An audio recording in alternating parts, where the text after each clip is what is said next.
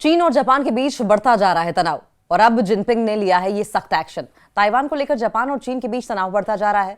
Japan के Taiwan को लेकर दिए बयान पर चाइना भड़क गया है। बीजिंग ने इसे संयुक्त राष्ट्र यूएन तक पहुंचाते हुए जापान पर भ्रामक बयान देने का आरोप लगाया। ताइवान को लेकर जापान और चाइना के बीच तनाव बढ़ता ही जा रहा है और अब दोनों देशों के बीच दरार इतनी बढ़ गई है कि चीन इस मामले को लेकर यूएन तक पहुंच गया है। जापानी प्रधानमंत्री साने तकाइची ने ताइवान को लेकर बयान दिया था। उन्होंने कहा था कि अगर चीन ताइवान पर सैन्य हमला करता है तो ये जापान के लिए अस्तित्व के लिए खतरा पैदा करने वाले हालात हो सकते हैं और ऐसी स्थिति जिसमें जापान सामूहिक आत्मरक्षा का अधिकार इस्तेमाल कर सकता है। ग्लोबल टाइम्स ने बताया कि जापान के पीएम के इस बयान के बाद चीन और जापान के बीच तनाव तेजी से बढ़ गया है। बीजिंग अब इस मामले को संयुक्त राष्ट्र यूएन तक ले गया। चीन ने जापान पर भ्रामक बयान देने का आरोप लगाया। चीन ने एक पत्र लिखा। चीन ने यूएन में स्थायी प्रतिनिधि फुंगकोंग ने शुक्रवार को महासचिव एंटोनियो गुटेरेस को एक औपचारिक पत्र लिखा, जिसमें ताकाइची के ताइवान से जुड़े भ्रामक शब्दों और कार्यों के खिलाफ बीजिंग की स्थिति साफ की गई। ये पत्र ताकाइची की 7 नवंबर की टिप्पणियों के जवाब में है, जिसमें उन्होंने कहा था कि चीन की ओर से ताइवान पर किसी भी बल प्रयोग की स्थिति जापान के लिए जीवन के लिए खतरा बन सकती है। साने तकाइची के इस बयान से चीन भड़क गया। तकाइची की इन टिप्पणियों के बाद चीन ने हाल ही में जापान के खिलाफ सख्त कदम उठाए। चीन ने जापानी समुद्री भोजन आयात करने, सी फूड को इंपोर्ट पर प्रतिबंध को फिर से लागू कर दिया और इसी के साथ चीन ने अपने नागरिकों के लिए जापान की यात्रा पर चेतावनी भी जारी की। चीन ने अपने पत्र में क्या क्या कहा? फुंगकोंग ने अपने पत्र में कहा कि तकाइची की बातें 1945 में जापान के आत्मसमर्पण के बाद पहली बार हुई हैं। ऐसी बातें उनके अनुसार ये पहली बार है जब किसी जापानी नेता ने ताइवान को जापान की रक्षा के अधिकारों से जोड़ा है, हथियार का इस्तेमाल करने की बात की है। उन्होंने इसे बहुत गलत, बहुत खतरनाक बताया है। उन्होंने कहा कि जापान ने चीन की बार बार की आपत्तियों की परवाह नहीं की और अपनी स्थिति की रक्षा जारी रखी। फुकोंग ने इन टिप्पणियों को अंतर्राष्ट्रीय कानून का उल्लंघन और युद्ध स्तर पर व्यवस्था के लिए चुनौती बताते हुए कहा कि ये बयान 1.4 अरब से ज्यादा चीनी लोगों के साथ साथ उन एशियाई देशों के लिए भी अपमानजनक है जो द्वितीय विश्व युद्ध के दौरान जापानी आक्रामकता से प्रभावित हुए थे। ग्लोबल टाइम्स के मुताबिक ये पत्र संयुक्त राष्ट्र महासभा के एक आधिकारिक दस्तावेज के रूप में जारी किया जाएगा और सभी सदस्य देशों को भी दिया जाएगा। चीन ने भी अब इस पर वार्निंग जारी की है। फुंगकोंग ने वार्निंग दी कि अगर जापान ताइवान के मामले में सशस्त्र हस्तक्षेप करने की हिम्मत करता है तो चीन इसे आक्रमण मानेगा और संयुक्त राष्ट्र चार्टर के तहत अपनी आत्मरक्षा का अधिकार इस्तेमाल करेगा। उन्होंने जापान को द्वितीय विश्व युद्ध में पराजित राष्ट्र होने की याद दिलाई और कहा कि टोक्यो को अपने ऐतिहासिक अपराध पर गहराई से विचार करना चाहिए। ये एक बार आप फिर से सुने कि किस तरीके से अब इस मामले में फुंगकोंग ने चेतावनी दी है।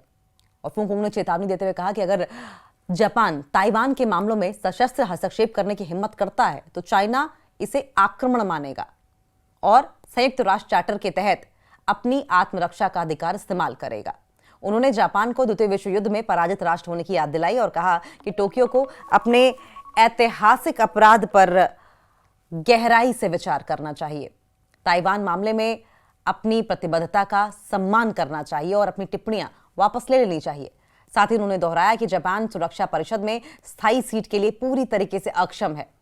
हालांकि जापान का रिएक्शन सामने आया। टोक्यो ने बीजिंग की तकाइची से उनके बयान वापस लेने की मांग को खारिज कर दिया।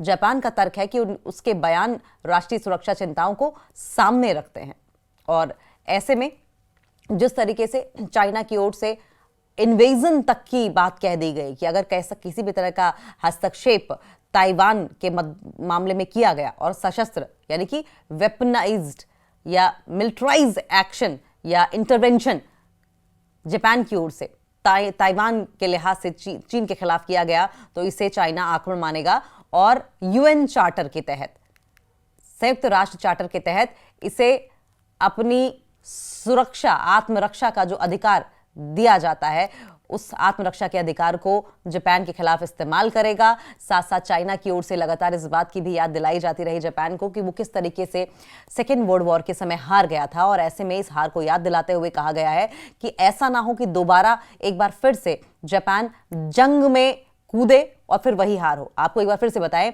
कि चाइना के यूएन में स्थायी प्रतिनिधि फुकोंग ने शुक्रवार को महासचिव एंटोनियो गुटेरेस को एक फॉर्मल लेटर लिखा था जिसमें तकाइची के ताइवान से जुड़े भ्रामक शब्दों और कार्यों के खिलाफ बीजिंग की स्थिति को साफ किया गया। ये पत्र तकाइची की 7 नवंबर की टिप्पणियों के जवाब में है, जिसमें उन्होंने कहा था कि चाइना की ओर से ताइवान पर किसी भी बल प्रयोग की स्थिति जापान के जीवन के लिए खतरा बन सकती है।